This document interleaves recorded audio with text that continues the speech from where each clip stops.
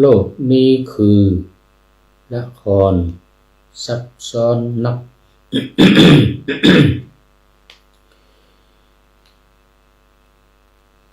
มีชิงรักหักสวาทมีพลาดหวังเดี๋ยวดีใจเดี๋ยวมีสุขเดี๋ยวทุกข์จังยิ่งกว่าหนังละครในทีวีโลกนี้คือละครหลายตอนสร้างที่ถูกวางบทไว้ให้ไม่อาจหนีให้ยากจนเข็นใจให้มั่งมี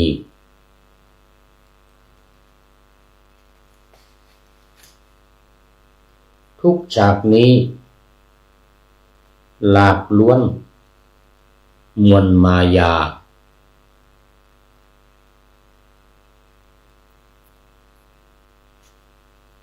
โลกนี้คือ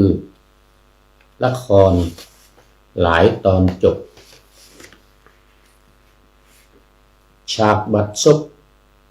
หรือสวยงามล้ำเลอค่ามิได้เป็นอยู่เช่นนั้น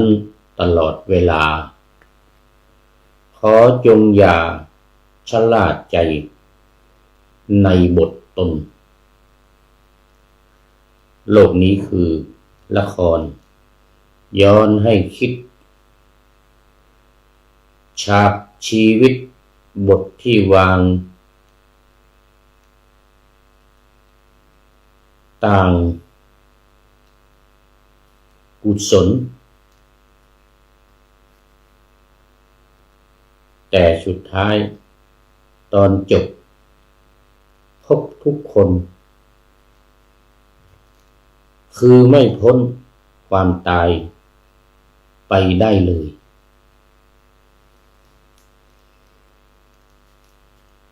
ขอถวายความนอบน้อมแด่พระรัตนตรัยมีพระพุทธเจ้าเป็นต้นขอถวายความเคารพพระมหาเถระพระเถรานุเถระเจ้าคณะพระสังฆาธิการทั่วโลกมีพระเดชพระคุณพระธรรมเสนาบดีเจ้าคณะภาค7วัดพระธาตุดอยสุเทพและพระเดชพระคุณพระราชกิตติสุนทรที่ปรึกษาเจ้าคณะภาค7วัดเจดีย์งามเป็นต้นและขออำนวยพรแด่ท่านผู้ฟังท่านผู้ชมสาธุชนพุทธบริษัททั้งหลาย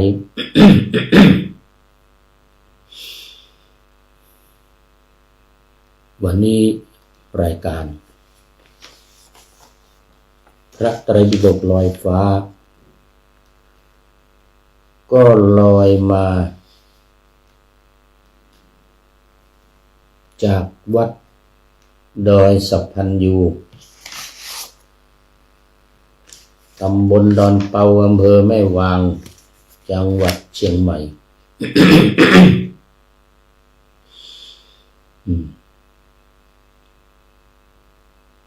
เหมือนเดิม ตอนนี้ผู้พูดกำลังพักผ่อนนอนหนาวอยู่ที่วัดดอยสัพพันยูนี้มีท่านพระครูสุตกิจจาภิรมย์หรือท่านอาจารย์พระมหาอุทัยเป็นเจ้าอาวาสและรักษาการเจ้าคณะอำเภอแม่วางดูแลการอบรมบาลีก่อนสอบซึ่งมีพระเดชพระคุณหลวงพ่อพระราชกิตติสุนทรเป็นประธานมันเป็นที่ปรึกษาเจ้าคณะภาค7แล้วก็ภาค7นี่เป็น ประธานใหญ่เป็นเจ้าของโครงการเป็นเจ้าของโครงการ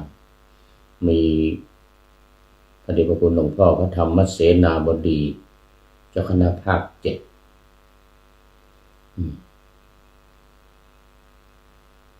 เป็นต้น เป็นใช้คำว่าเป็นต้นนะโอ้ตัวนี้ขอต้อนรับเนนน้อยสังเหลือจากวัดป่าแดงมหาวิหารวันนี้เข้ามาเป็นท่านแรกเลยนี่ FC ตัวจริงโอ้ฝากความเคารพนับถือคิดถึงไปถึงพระเดชพระคุณหลวงพ่อพระครูโคสิทธิปริยัติยาภรณ์หลวงพ่อเจ้าคณะตำบลสุเทพเขต 1วัดป่าแดงมหาวิหาร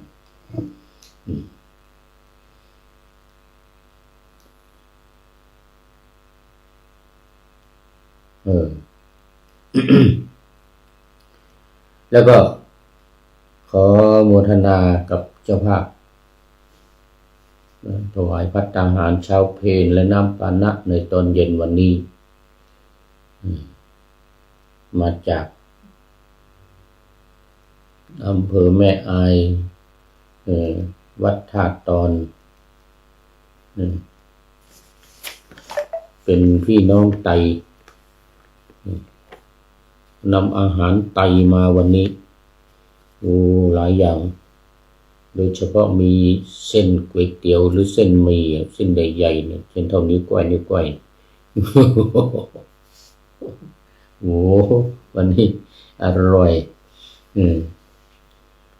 จำนวนโอ้มากมายมีรายชื่อคือคุณโยมสุตักลุงสุและนางแหม่มชายสิริพร้อมครอบครัวนายยอดและนางหญิงนายโจและนางหอมคำนี่ชื่อต้นฉบับเจ้าถิ่นนะนี่หอมคำนี่นะนายยุทธและนางแอนนางล่าชายสิรินางโมคำลุงสุนายทองใจและนางจันดีปัญญาราชนางอัมพานางสานายพิมพ์มงคลนางปิ่นเงินสุเสนานางมนนายแซมเจนาโยมสิรินาถศรีธนิยภาวินโยมนงนุกโสพลสุดาพันธ์แสงทองและคุณโยมวิภาพานุมาตรโอ้นี่เป็นมาจากอำเภอแม่อายนะอำเภอแม่อายอำเภอฝางพี่น้องไตใหญ่ของเราทั้งนั้นเลยนี่นะ นำอาหารไตมาวันนี้โหสุดยอดเลย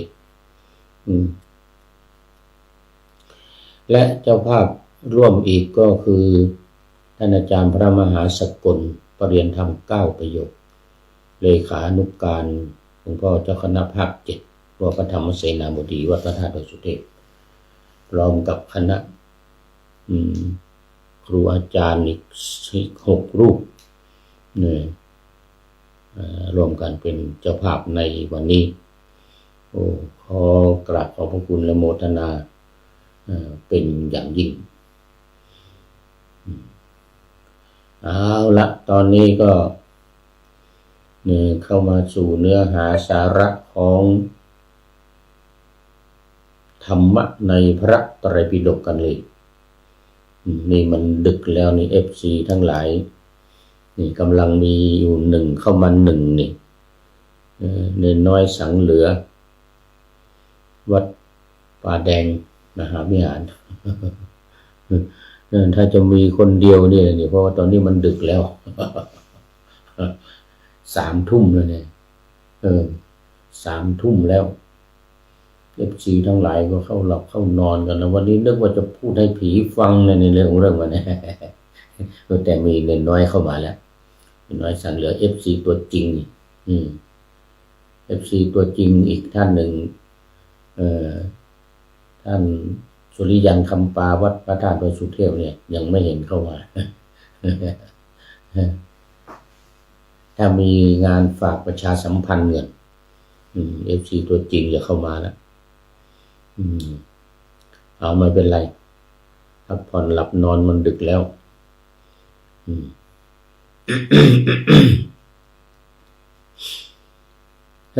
มาวันนี้ก็ยังอยู่ในพระไตรปิฎกเล่มที่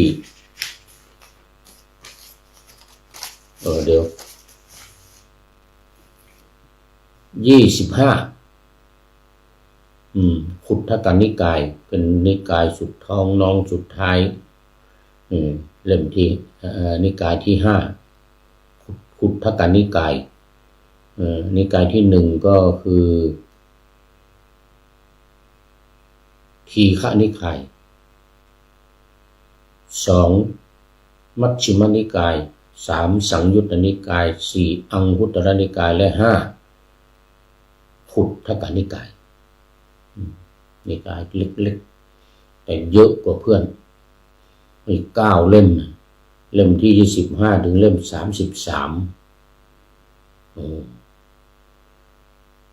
แต่ก็ยังน้อยกว่าพระอภิธรรม12 เล่ม12 เล่มคืออะไรเล่มที่34ถึง45นั่นพระอภิธรรมอันนี้ขออาจารย์ประเสริฐพีระวงศ์อภิธรรมบัณฑิตบรรยายให้ที่สถานีวิทยุวัดฝายหิน FM 104.5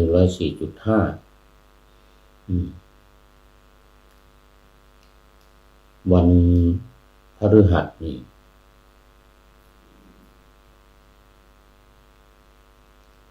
มันพูดกันบ่าย 4 โมงถึง 5 โมงเย็นวันเสาร์อาทิตย์นี่6 โมงเย็นถึง 7 โมงถึง 1 ทุ่ม เป็นพระอภิธรรมมันยากมากผู้พูดที่เคยเอามาบรรยายนะในรายการพระไตรปิฎกลอยฟ้านี่แหละมาไปไม่รอดได้4 หัวข้อจิตเจตสิกรูปนิพพานจิตเจรุนินะแต่อธิบายไม่เป็นไปไม่รอดเป็นวงมีเป็นร้อยพันวงไม่ไหวต้องคนที่เขาเรียนอภิธรรมมาจบอภิธรรมบัณฑิตนี่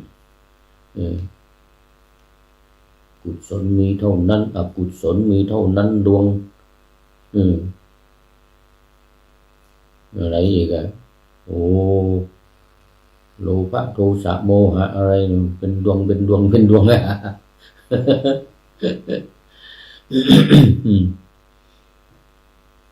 ไม่ไหวไปไม่รอดขออาจารย์ประเสริฐพีระวงศ์เป็นในอภิธรรมบัณฑิตบรรยายตอนนี้ก็ยังบรรยายอยู่รายการเดียวกันนี่แหละพระไตรปิฎกลอยฟ้านี่แหละแต่เป็นอภิธรรม ที่บรรยายอยู่ก็เป็นพระสูตรพระวินัยจบไปแล้ว8 เล่ม1ถึงเล่ม8มาเริ่มเล่มที่9เนี่ยถึง33นี่เป็นพระสูตร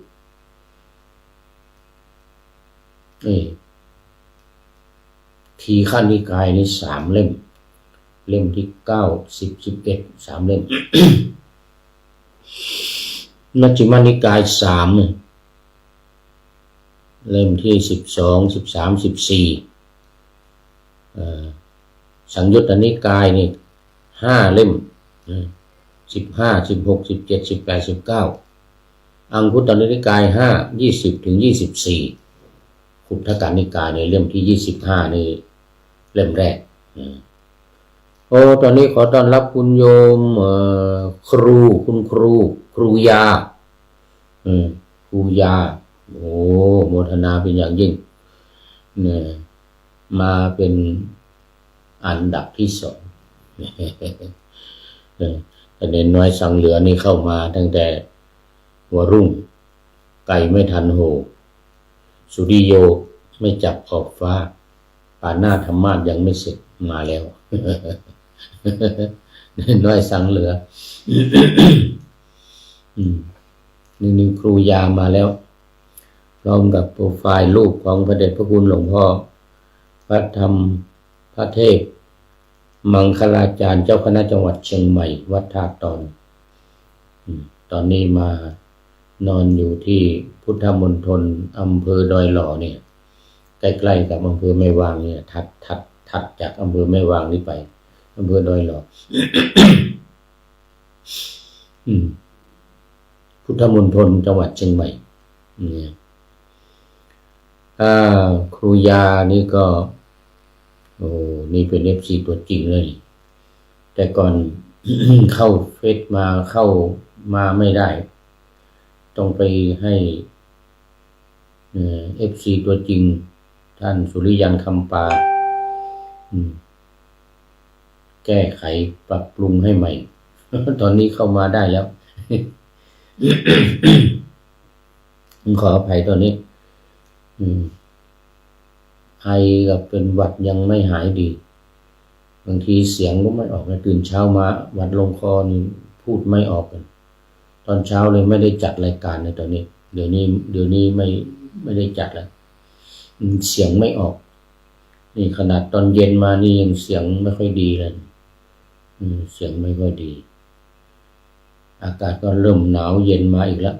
หายไป 2-3 วันหายไป 2-3 วันนู่น31-32 องศานะตอนนี้ลดลงมา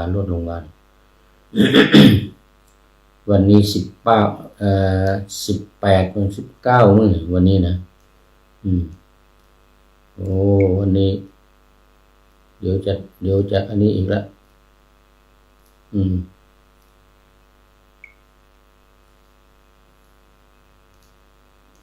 ขึ้นมาอีกแล้ว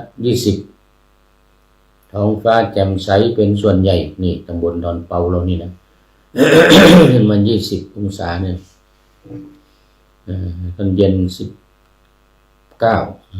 องศาเอาละเริ่มที่25ขุททกนิกายอัตถกถาพระวินัย3 เล่ม1 เล่ม 2 เล่ม 3ตอนนี้อยู่เล่มที่3 3 มนเล่ม 3นะกำลังเริ่มตอนโพธิกถายังไม่จบแล้วเริ่มโพธิกถามหาขันธกวรรคมหาวรรคนะตอนนี้อยู่มหาวรรคระหว่างนี้ก็เล่ามาถึงตอนที่พูดถึงการพิจารณาธรรมหลังจากตรัสรู้พระพุทธองค์ตรัสรู้ที่ต้นโพนะเมืองตำบลอุลุเวลาเสนานิคมปัจจุบันนี้เรียกว่าพุทธคยา เมืองขยาโดยเฉพาะขยาศีรษะภูเขาสูงนี่มันหัวภูเขาเนี่ยเหมือนกับหัวช้างเขาเรียกว่าขยาศีรษะขยาแปลว่าช้างภาษาบาลีว่าคัจฉะเนี่ยนะทีนี้คนอินเดียเขาเสียงเป็นขจะเป็นก็เลยเขียนเป็นยาเลยขยาขยาแปลว่าช้างศีรษะแปลว่าหัวขยาศีรษะหัวช้างดอยภูเขาที่มันหัวเหมือนกับหัวช้างตัวนี้ก็เป็นตัวช้างลงไปนะลงไปหัวมาทางพุทธคยานี่แหละหางมัน หลังแล้วก้นมันเนี่ยไปทางเมืองขยานู่นขวางลงไปถึงเมืองขยาทิศตะวันออกขวางไปอย่างนี้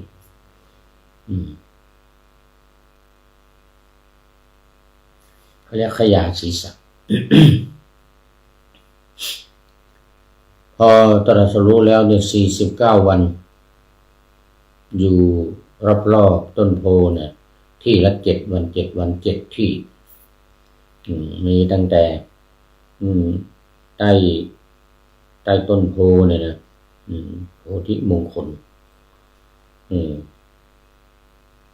แล้วก็ที่จงกรมอีก7 วันแล้วก็รัตนคระเจดีย์อีก7 วันอัชปรนิโคตอีก7 วันราชายตนะอีก7 วันมุจลินอีก7 วันแล้วก็อีกเขาเรียกว่าอะไรอยู่ใกล้ๆต้นโพเนี่ยคระเจดีย์รัตนคระเจดีย์รัตนจงกรมเจดีย์อะไรอีกอย่างหนึ่ง อีกอย่างหนึ่งอีก7 วันรวมทั้งหมด49 วันนี้ก็พิจารณาธรรมเมื่อวานนี้มาถึงพิจารณาเรื่องของสังขารนิโรโธสังขารนิโรธาเนี่ยนะแล้วก็อเสสวิราคะนิโรโธอเสขะวิราคะนิโรธาแล้วก็สังขารนิโรโธคือการเกิดการดับของสังขารเนี่ยนะ ปัจจัยที่อาศัยกันเกิดขึ้นเมื่อวานนี้มาถึงตอนนี้มีอวิชชาเป็นต้นทั้งสายเกิดและสายดับที่เกิดก็มีอวิชชาเกิดก่อนถึงทำให้เกิดสังขารวิญญาณนามรูปอะไรเล่าไปแล้วเมื่อวานนี้แล้วดับก็เหมือนกันวิชชาดับอวิชชาดับสังขารก็ดับทุกสิ่งทุกอย่างก็ดับตามกันไปหมดจนถึงชรามรณะโสกปริเทวทุกขโทมนัสอุปาญาตดับหมดเหมือนกันวันนี้เราก็จะมาต่อในโพธิกถานี่แหละว่าด้วยการตรัสรู้ของพระพุทธองค์บทว่ามนสิกาอันนี้ว่าไปแล้วเมื่อวานนี่นะคือการทำไว้ในใจด้วยอุบายอันแยกคายแล้วก็มาเริ่ม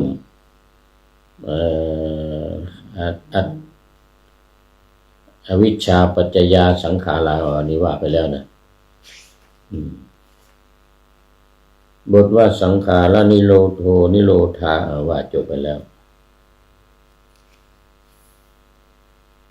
มาถึงนี่แล้วนี่วันนี้มาถึงแล้วสังขารนิโรโธนิโรธาอเสสวิราคะนิโรโธอวิชชายัตตเววะอเสสวิราคะนิโรธาวันนี้เราก็มาต่อว่า2 บทว่าตายังเวลายังได้แก่ในเวลาที่ทรงทราบเนื้อความนั้นตาอย่างนี้เนื้อความนั้นมีความว่าทรงเปล่งอุทานซึ่งมีญาณอันสัมปยุตด้วยโสมนัสเป็นแดนเกิดมีคำว่ายัตถาหเวปาตุภวันติเป็นต้นซึ่งแสดงอานุภาพแห่งความทรงทราบเหตุและธรรมที่เกิดแต่เหตุในเนื้อความที่ทรงทราบแล้วนั้นมีคำอธิบายว่าทรงเปล่งพระวาจาและแสดงความเบิกบานพระหฤทัยนี่เขาเรียกว่าอุทานกถาเมื่อมีความดีใจเบิกบานใจก็เปล่งอุทานออกมาเป็นธรรมะตอนนี้ขอต้อนรับสังทองแสงธรรมเป็นพระหรือเปล่าเนาะนี่สังทองแสงธรรมอันนี้เป็น FC เก่าแต่ว่านานมาแล้วนานมาแล้วสังทองแสงธรรมน่าจะเป็นพระถ้าเป็นพระขออภัยด้วยเนาะ เออโอ้โมทนาโมทนาเพราะว่าหายไปนานแล้วนี่หลายเดือนนะสังทองแสงธรรมนี่ว่าจะเข้าไปดูโปรไฟล์แต่หาไม่เจอก็ต้องไปดูใหม่ โมทนาโมทนาเอานะมานี่มาต่อยะถาหาเวปาตุภวันติที่เราสวดกันนะธรรมาอาตาปิโนชายโตพรหมนัสสะอัฏฐสกังคาวะปยันติสัพพายโตขยังปัจจจานังเวที่อะไรพวกนี้นะยะถาหาเวธรรมทั้งหลายมีเหตุเป็นแดนเกิดนะเนื้อความแห่งอุทานนั้นว่าบทว่ายะถาหาเวได้แก่ในการใดแลยะถาหาเวว่าในการใดแลปาตุภวันติได้แก่ย่อมเกิดนะโพธิปักขิยธรรมซึ่งให้สำเร็จความตรัสรู้ปัจจัยการโดยอนุโลมชื่อว่าธรรมโดยอนุโลมปัจจัยการก็คือปฏิจจสมุปบาทโดยอนุโลมก็ว่าไปข้างหน้าอวิชชาเป็นปัจจัยแล้วก็สังขารวิญญาณนามรูปเนี่ยคือไปอย่างนี้ถ้าว่าถอยหลังกลับมาเป็นปฏิโลมเนี่ยอธิบายไปแล้วเมื่อวานอีกอย่างหนึ่งบทว่าปาตุภวันติมีความว่าแจ่มแจ้งคือเป็นของชัดเจนปรากฏด้วยอำนาจความรู้ตรัสรู้ธรรมคืออริยสัจสี่ชื่อว่าธรรมความเพียรเรียกว่าอาตาปะเพราะอรรถกถาว่าย่างกิเลสให้ร้อนเนี่ยว่าอาตาปะนี่นะอาตาปีสัมปชาโนเนี่ยอาตาปะคือย่างกิเลสให้ร้อนแล้วก็เผาให้ไหม้ไปเลย กิเลสนี่นะบทว่าอาตาปิโนได้แก่ผู้มีความเพียรอันบุญพึงตั้งไว้ชอบบุคคลตั้งไว้ชอบคือความเพียรนั้นบุคคลตั้งไว้ชอบคือว่าอาตาปีก็ถ้าอาตาปะเนี่ยก็จะหมายถึงว่าย่างกิเลสว่าอาตาปีคือบุคคลที่มีความเพียรที่ตั้งไว้เพื่อที่จะเผากิเลสนั่นเองชายโตมีความว่าผู้เพ่งด้วยฌานสองคือด้วยลักษณะคืออารัมมณูปนิชฌานหนึ่งด้วยลักษณะคือลักขณูปนิชฌานหนึ่งอันนี้คือลักษณะของฌานสองอย่างบทว่าพรหมนัสสะได้แก่พระขีณาสพผู้ลอยบาปแล้วคำว่าพรหมนัสเนี่ยหรืออย่างที่เราเรียกกันว่าพราหมณ์เนี่ยศาสนาพราหมณ์เนี่ยนะก็จะหมายถึงเขาว่าเนี่ยลอยบาปล้างบาปแต่วิธีล้างบาปเขาไม่เหมือนกับเราเนี่ยของศาสนาพราหมณ์เขาไปอาบน้ำที่แม่น้ำคงคาแล้วก็เอาน้ำเนี่ยลอยเอาบาปเนี่ยลอยน้ำไป คือไปล้างบาปที่มีใครทำบาปอะไรก็ไปอาบน้ำที่แม่น้ำคงคาเสร็จแล้วก็เอาบาปนี่มันจะได้ลอยน้ำไป เป็นอย่างนั้นแต่รอยบาปของเรานี่หมายถึงว่าพราหมณ์ในที่นี้หมายถึงพระขีณาสพผู้ลอยบาปไปโดยการเผากิเลสล้างกิเลสออกไปกิเลสนี่คือบาปกิเลสที่อยู่ในใจนี่เอาออกไปให้หมดอันนี้ก็เรียกว่าลอยบาปเป็นพระอรหันต์หรือขีณาสพแต่ขีณาสพไม่มีอาสวะก็คือกิเลสทั้งหลายอัฏฐสกังขาวะปยันติมีความว่าเมื่อนั้นความสงสัยของพราหมณ์นั้นคือผู้มีธรรมปรากฏแล้วอย่างนั้นย่อมสิ้นไปก็คือความสงสัยสิ้นไปความสงสัยในกิเลสตัณหาในคุณงามความดีความชั่วอะไรทั้งหลายเนี่ยเขาเรียกว่าวิจิกิจฉาความลังเลความสงสัยเป็นข้อที่5ในนิวรณ์และธรรมบทว่าสภามีความว่าความสงสัยในปัจจัยการที่ท่านกล่าวไว้โดยในเป็นต้นว่า เมื่อเขาถามว่าใครเล่าหนอย่อมถูกต้องพระเจ้าข้าพระผู้มีพระภาคได้ตรัสว่าปัญหาไม่สมควรแก้ว่างั้นนะดังนี้และโดยในเป็นต้นว่าเมื่อเขาถามว่าข้าแต่พระองค์ผู้เจริญก็ชราและมรณะเป็นอย่างไรหนอก็แลชราและมรณะนี้จะมีแก่ใครพระผู้มีพระภาคตรัสตอบว่าปัญหาไม่สมควรแก้ ดังนี้และความสงสัย16อย่างเป็นต้นว่าในอดีตการเนี่ยเราได้มีแล้วหรือหนอซึ่งมาแล้วในเพราะยังไม่ได้ตรัสรู้ปัจจัยการนั่นเองเหล่านี้ทั้งหมดย่อมสิ้นไปคือย่อมปราศจากไปย่อมดับไปเพราะเหตุใดเพราะเหตุที่มาทราบธรรมพร้อมทั้งเหตุมีอธิบายว่าเพราะทราบคือทราบชัดตรัสรู้ธรรมคือกองทุกข์ทั้งมวลมีสังขารเป็นต้นนี้พร้อมทั้งเหตุด้วยเหตุมีอวิชชาเป็นต้นดังที่ได้กล่าวไปแล้วอวิชชาเป็นต้นสำคัญในปัจจัยการหรือปฏิจจสมุปบาทพึงทราบวินิจฉัยในทุติยวาระทุติยวาระเนี่ยนะมีความว่าทรงเปล่งอุทานมีประการดังกล่าวแล้วนี้ซึ่งแสดงอานุภาพแห่งความตรัสรู้ความสิ้นปัจจัยกล่าวคือนิพพานซึ่งปรากฏแล้วอย่างนี้ว่าอวิชชายัตตุเววะอเสสวิลาคะนิโรธาสังขารนิโรโธในเนื้อความที่ทรงทราบแล้วนั้นที่อธิบายไว้แล้วเมื่อวานคือความสิ้นไปแห่งวิลาคะแบบไม่เหลือความสังเขปในอุทานนั้นดังต่อไปนี้เพราะได้รู้คือได้ทราบชัดในได้ตรัสรู้นิพพานกล่าวคือความสิ้นปัจจัยทั้งหลายเมื่อใดทำหลายมีทำทั้งหลายมีประการดังกล่าวแล้วปรากฏแก่พราหมณ์นั้นผู้มีเพียงเพ่งอยู่ผู้มีเพียรความเพียรเพ่งอยู่เมื่อนั้นความสงสัยทุกอย่างที่จะพึงเกิดขึ้นเพราะไม่รู้นิพพานย่อมสิ้นไปพึงทราบวินิจฉัย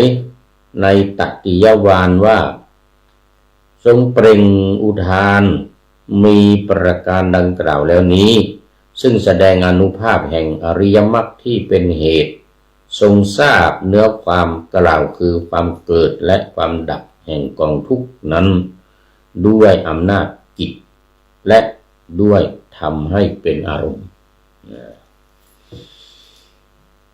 ความสังเขปในอุทานนั้นดังต่อไปนี้เมื่อใดแลธรรมทั้งหลายปรากฏแก่พราหมณ์ผู้มีเพียรเพ่งอยู่เมื่อนั้นพราหมณ์นั้นย่อมกำจัดเสนามานด้วยโพธิปัจขิยธรรมซึ่งเกิดแล้วเหล่านั้นหรือด้วยอริยมรรคเป็นเครื่องปรากฏแห่งจตุสัจธรรมดำรงอยู่คือถ้าอริยสัจธรรม4ประการนะจตุสัจธรรมวิทูปยังติถติมาละเสนังความว่าย่อมกำจัดคือผัดจนปราบเสนามานมีประการดังกล่าวแล้วโดยในเป็นต้นว่ากามทั้งหลายเป็นเสนาที่หนึ่งของท่านดังนี้ดำรงอยู่กามทั้งหลายนี่ถามว่ากำจัดอย่างไรตอบว่าเหมือนพระอาทิตย์ส่องอากาศให้สว่างฉะนั้นคือกำจัดให้มันหมดไปเลยให้มันหายไปเลยเหลือแต่ความว่างเปล่าอธิบายว่าพระอาทิตย์ขึ้นไปแล้วเมื่อส่องอากาศให้สว่างด้วยรัศมีของตนแลชื่อว่ากำจัดมืดเสียข้อนี้ฉันใดพราหมณ์แม้นั้นเมื่อตรัสรู้สัจจะทั้งหลายด้วยธรรมเหล่านั้นหรือด้วยมรรคนั้นแล ชื่อว่ากำจัดเสนามารเสียได้ข้อนี้ก็ฉันนั้นเหมือนกันเพราะฉะนั้นผู้ศึกษาพึงสันนิษฐานว่าใน3อุทานนี้อุทานที่1เกิดขึ้นด้วยอำนาจความพิจารณาปัจจัยาการอุทานที่2เกิดขึ้นด้วยอำนาจความพิจารณาพระนิพพานอุทานที่3เกิดขึ้นด้วยอำนาจความพิจารณามรรคด้วยประการฉะนี้มรรคก็คือมรรคทั้ง4โสดาปัตติมรรคสกทาคามิมรรคอนาคามิมรรคและอรหัตตมรรคนะซึ่งจะปูทางไปสู่การตรัสรู้เป็นพระอนุตตรสัมมาสัมโพธิญาณนั่นเอง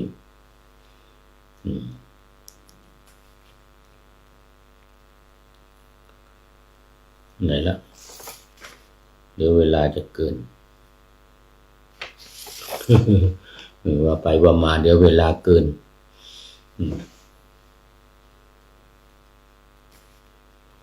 นะส่วนในอุทานท่านกล่าวว่า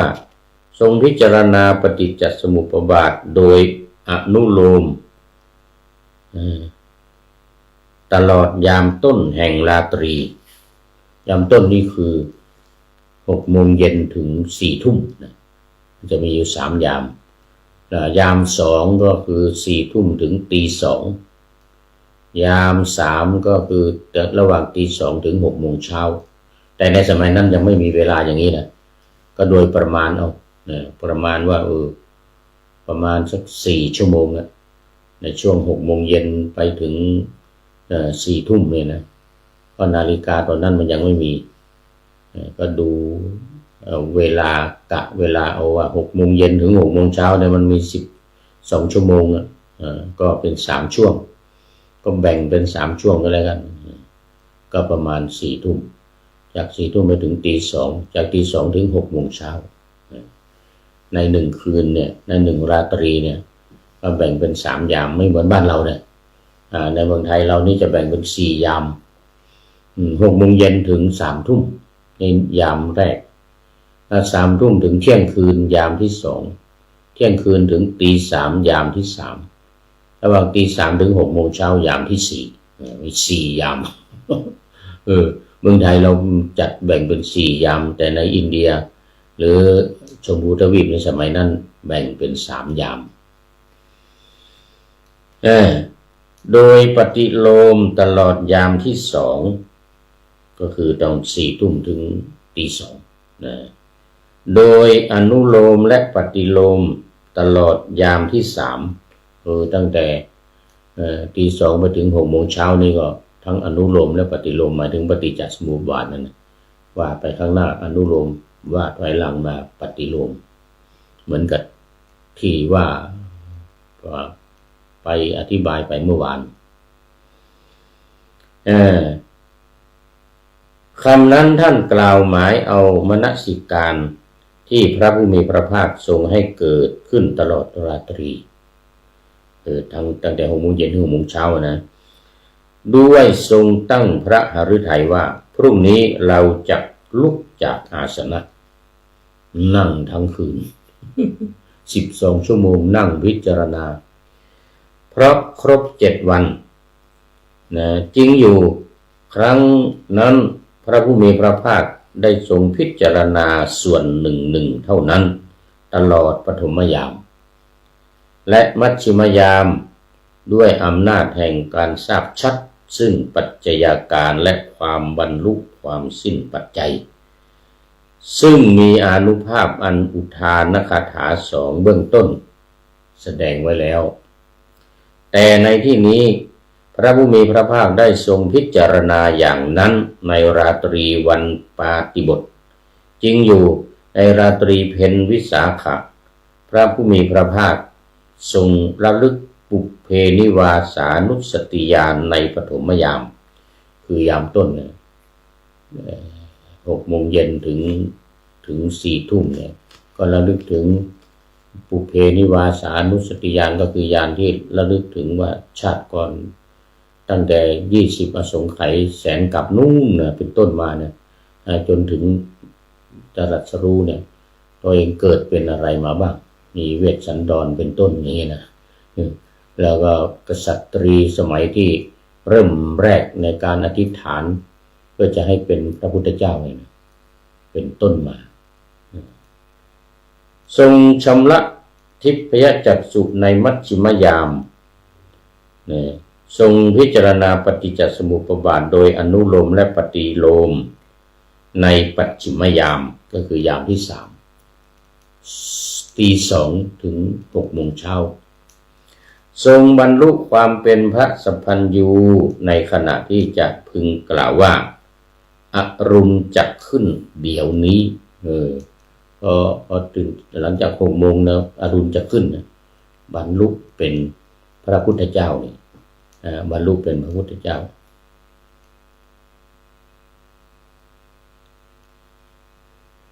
อรุณขึ้นในเวลา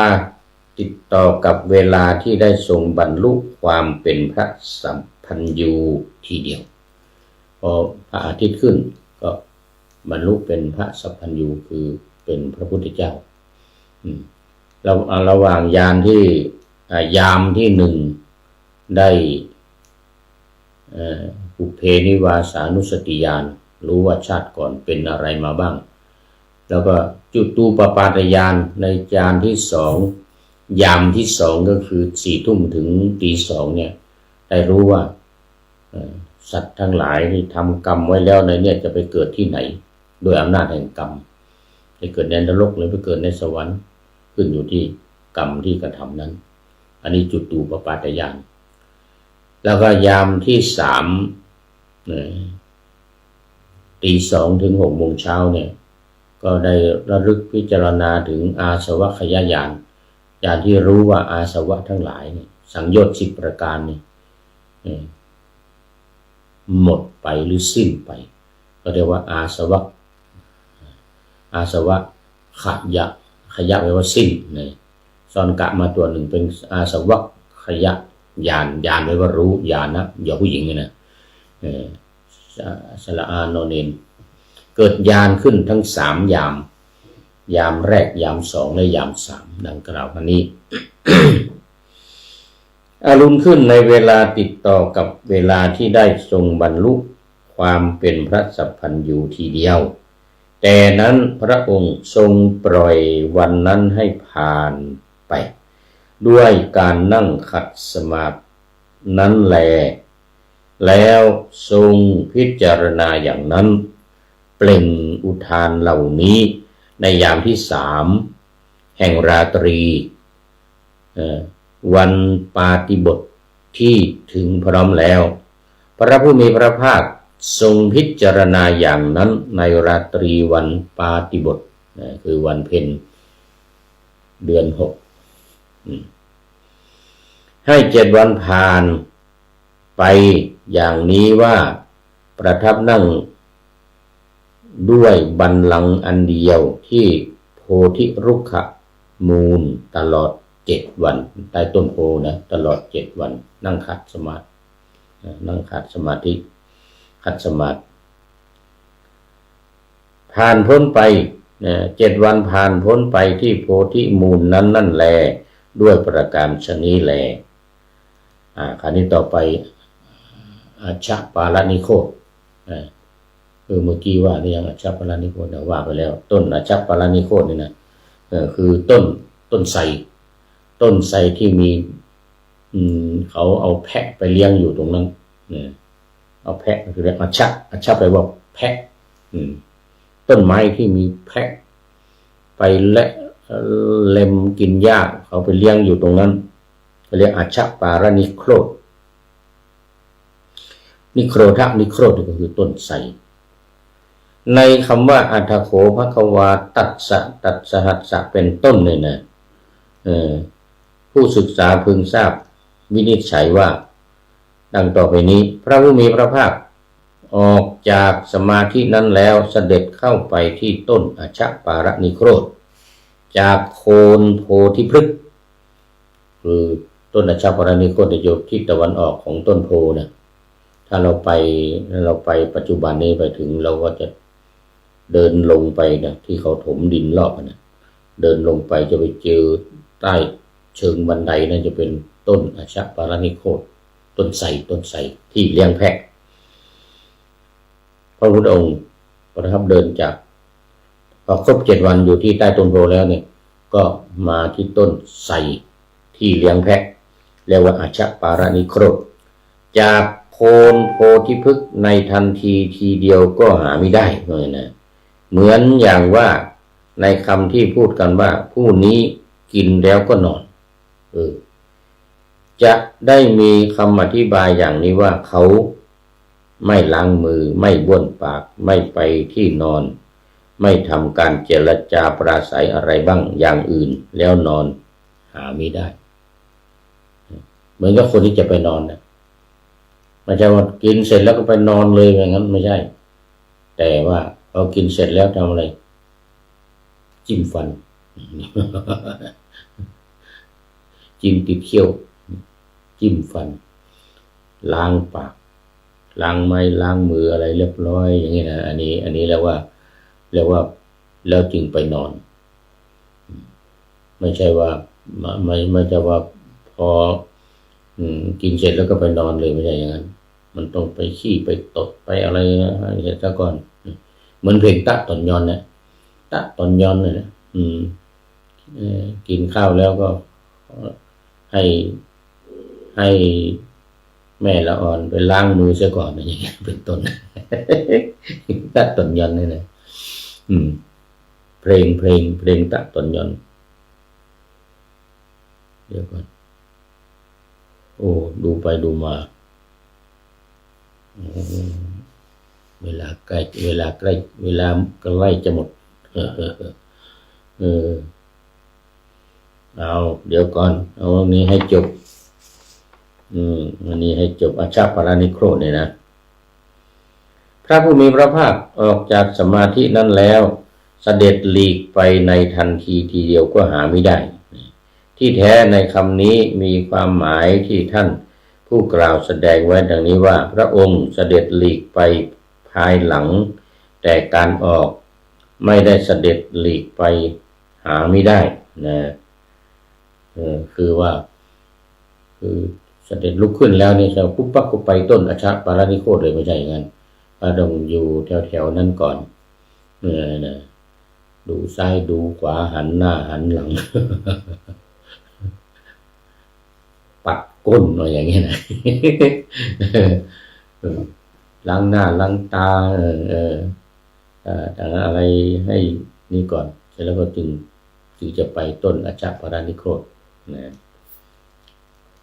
ถามว่าก็พระผู้มีพระภาคไม่เสด็จหลีกไปในทันทีแล้วได้ทรงทำอะไรเล่าตอบว่าได้ทรงให้3 สัปดาห์แม้อื่นอีกผ่านพ้นไปในประเทศใกล้เคียงโพธิพฤกษ์นั่นเองนะ3 สัปดาห์หมายถึงว่า7 วัน 3 ครั้งนะก็เช่นอยู่ที่จงกรมรัตนจงกรมเจดีย์นั่นนะเดินกลับไปกลับมาอยู่นะ7 วันไม่จะเดินธรรมดานะพิจารณาธรรมด้วยมีปัจจัยการเป็นต้น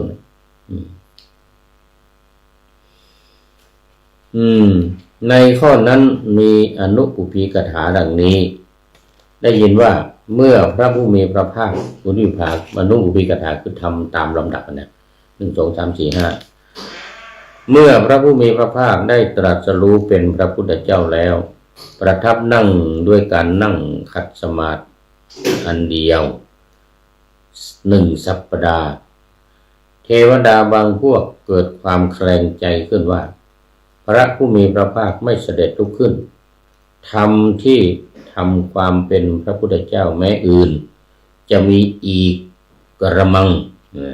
ลำดับนั้นพระผู้มีพระภาคออกจากสมาธิ7 วันแล้ว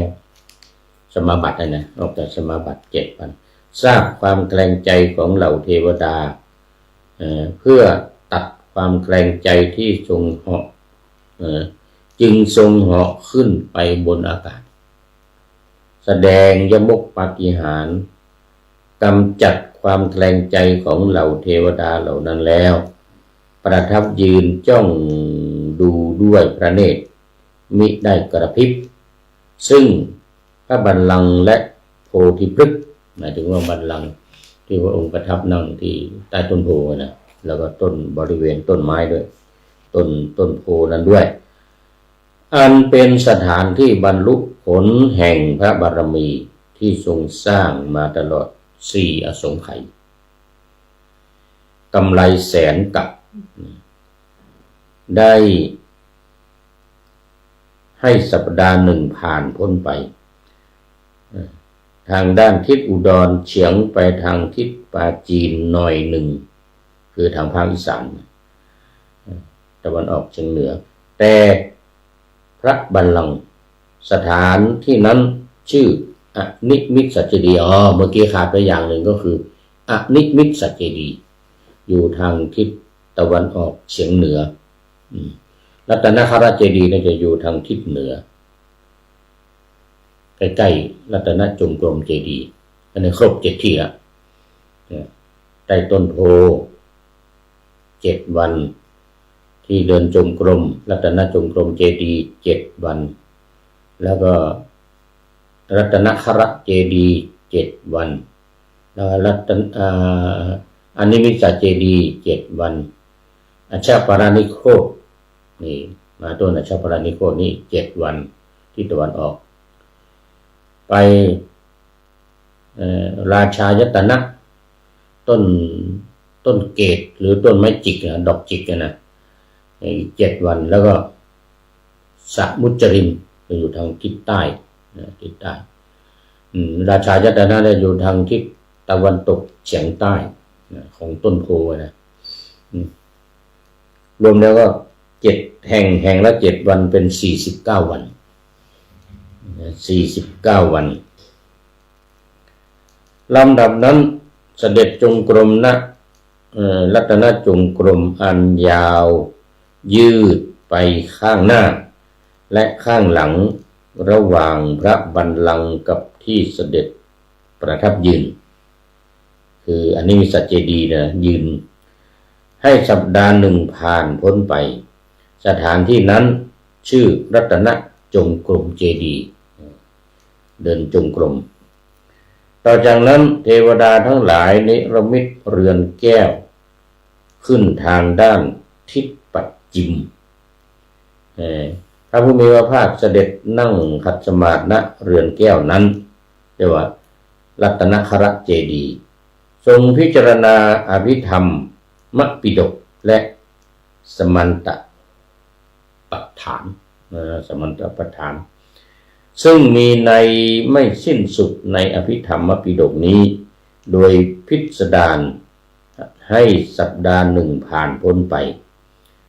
แค่พิจารณาอภิธรรมเนี่ยได้1 สัปดาห์สถานที่นั้นชื่อรัตนคราชเจดีย์อันนี้ทางทิศปัจฉิมคือทิศตะวันตกของต้นโพนะฮะพระผู้มีพระภาคได้ให้4 สัปดาห์ผ่านพ้นไปในประเทศใกล้เคียงโพธิพฤกษ์นั่นเองจึงในสัปดาห์คำรบ5เสด็จจากโคนโพธิพฤกษ์เข้าไปที่ต้นอัชฌปาลนิโครธด้วยประการฉะนี้อาทิเมื่อกี้ที่ว่าหาไม่ได้นะออกจากต้นโพแล้วจะไปอัชฌปาลนิโคธหาไม่ได้คือไม่ได้ไปที่ต้นนิโครธทีเดียวอยู่ใน2-3 ที่เนี่ยไหมจงกรมเจดีย์รัตนคราชเจดีย์รัตนอนิมิตสัจเจดีย์แล้วก็รัตนคราชเจดีย์4 ที่นี้ก่อน3-4 ที่นี้ก่อนแล้วจึงไปที่5สัปดาห์ที่5ไปอัชฌปาลนิโคธที่6จึงไปราชายตนะแล้วก็ที่7สมุจรินใต้สุดได้ยินว่าคนเลี้ยงแพะไปนั่งที่ร่มเงาแห่งต้นนิโครธนั้นเพราะเหตุนั้นต้นนิโครธจึงเกิดชื่อว่าอัชฌปาลนิโคธปาลแปลว่ารักษาดูแลนะอัชฌก็แปลว่าแพะอัชฌแปลว่าแพะต้นนิโครธนั้น คนรักษาแพะเลี้ยงแพะอยู่ที่นั่นสองบทว่าสัตตาหังวิมุตติสุขปฏิสังเวทีมีความว่าเมื่อทรงพิจารณาธรรมอยู่ที่ต้นอัชฌปารณิโครธแม้นั้นแลชื่อว่าประทับเสวยวิมุตติสุขต้นไม้นั้นอยู่ด้านทิศตะวันออกของต้นโพก็แลเมื่อพระผู้มีพระภาคประทับนั่งอย่างนั้นที่ต้นอัชฌปารณิโคตนี้พราหมณ์คนหนึ่งได้มาทูลถามปัญหากับพระองค์เพราะเหตุนั้นพระธรรมสังฆาหากาจารย์จึงกล่าวคำว่าอัฏฐโขอัญญตโรเป็นต้นคือพราหมณ์คนใดคนหนึ่งบรรดาบทเหล่านั้นบทว่าหุงกะชาติโกมีความว่าได้ยินว่าพราหมณ์นั้นชื่อทิฏฐมังคลิกะชื่อจริงนะทิฏฐมังคลิกะเที่ยวตวาดฮึด้วยอำนาจความถือตัวและด้วยอำนาจความโกรธเพราะฉะนั้นเขาจึงเรียกแกว่าพราหมณ์หุงหุกะชาติหุงหุกะชาตินะบางอาจารย์ก็กล่าวว่าพราหมณ์หุกะชาติหุงก็ได้หุงกะชาติโนหุกะชาติก็เที่ยวด่าคนนั้นด่าคนนี้ตวาดเสียงดังไปมาสองบทว่าเอตมัตถังวหิตัวมีความว่าพระผู้มีพระภาคทรงทราบใจความสำคัญแห่งคำที่แกกล่าวนั้นจึงทรงเปล่งอุทานนี้ในเวลานั้นทรงเปล่งอุทานเนื้อความแห่งอุทานนั้นว่าพราหมณ์ใดชื่อว่าเป็นพราหมณ์เพราะมีบาปธรรมอันลอยเสียแล้วจึงได้เป็นผู้ประกอบด้วยไม่เป็นผู้ประกอบด้วยธรรมกล่าวคือปาปธรรมหรือบาปธรรมเอาแล้วตอนนี้เอาไว้แค่นี้ก่อนวันนี้หมดเวลาวันนี้ดูไปดูมาหมดเวลาถึงตอนที่พราหมณ์หุกกับพราหมณ์เนี่ยมาถามปัญหาพระพุทธเจ้า แต่ว่าเวลาหมดตอนนี้ท่านคุณสังทองสังธรรมสังทองสังธรรมเป็นท่านสุดท้ายในวันนี้โมทนาเป็นอย่างยิ่งมีครูยาแล้วก็มีเนนน้อยสังเหลือเป็นท่านสุดท้ายในรายการวันนี้เข้าสู่เส้นชัยของรายการโมทนากับคุณโยมสังทองสังธรรมแสงธรรมไม่ใช่สังธรรมสังทองแสงธรรมแล้วมาดูคราวนี้ข้อคิดท้ายรายการวันนี้เป็นของจากโยมสุดาสุดาไมเซ็ตเป็นต้นนะสุดานี่หลายแบบว่าให้ข้อคิดไว้ว่าโลกนี้คือละครซับซ้อนนักมีชิงรักหักสวาดมีพลาดหวังเดี๋ยวดีใจเดี๋ยวมีสุขเดี๋ยวทุกข์จังยิ่งกว่าหนังละครในทีวีโลกนี้คือละครหลายตอนสร้างที่ถูกวางบทไว้ให้ไม่อาจหนีให้ยากจนเข็นใจให้มั่งมีทุกฉากนี้หลากล้วนมวลมายาโลกนี้คือละครหลายตอนจบฉากบรรจบคือสวยงามหรือสวยงามล้ำเลอค่ามิได้เป็นอยู่เช่นนั้นตลอดเวลาขอจงอย่าชะล่าใจในบทตนโลกนี้คือละครย้อนให้คิดฉากชีวิต บทที่วางต่างเหตุผลแต่สุดท้ายตอนจบพบทุกคนคือไม่พ้นความตายไปได้เลยแล้วขอบคุณสุดาหมายเซ็ตเป็นอย่างยิ่งขอนำพระไตรปิฎกลอยฟ้าไปจากผู้ฟังทั้งหลายในโลกล่าวันต่อไปจะได้จรย้อนกลับมาสู่สถานีใหม่ให้ท่านฟังอย่าลืมเปิดวิทยุหรือเครื่องรับโทรศัพท์โมบายคอมพิวเตอร์พัง YouTube เฟซเพจไลน์ให้ดังเพื่อชมฟังรายการ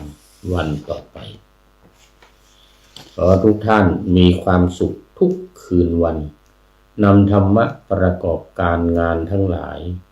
เช่นขยันทำงานทางวาจากายใจขวัญขวายกิจการงานนานาบำเพ็ญสาธารณประโยชน์เว้นสิ่งที่มีโทษโหดเยี่ยงสา